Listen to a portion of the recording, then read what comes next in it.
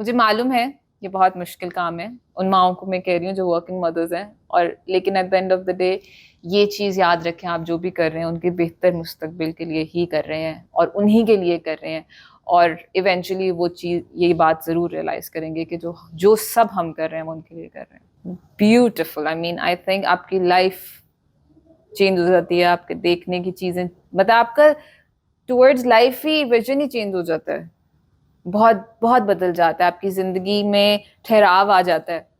आप वैसे सोचने लग जाते हो जैसे आपके अपने पेरेंट्स आपके लिए सोच रहे होते हैं। तो वो जो माएँ कहती थी ना बात की, जब तुम माँ बनोगी तुम्हें पता चलेगा, वो एक्चुअली मुझे हिट की है। जब मैं माँ बनी हूँ तो मुझे पता चला the reason I am gonna eventually leave industry after 5 years is my kids, because I know they need me. I have to be there for them.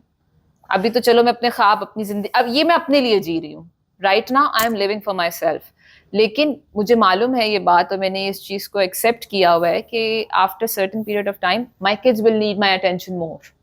सो वो मुझे उधर अपने आप को, अपना आप देना। पूरा दिन एक मिजरेबल होता है, बहुत मिजरेबल होता है। मैं हर वक्त उनके बारे में सोच रही होती हूँ, are they fine, are they having food, कोई मसला तो नहीं हुआ, काम वालियों ने कुछ मतलब कर देती होती है ना, आपको पता है हैंड्स होते रहते हैं, मेरे साथ भी हुए हैं, जो हेल्पर्स हैं उन्होंने किया है।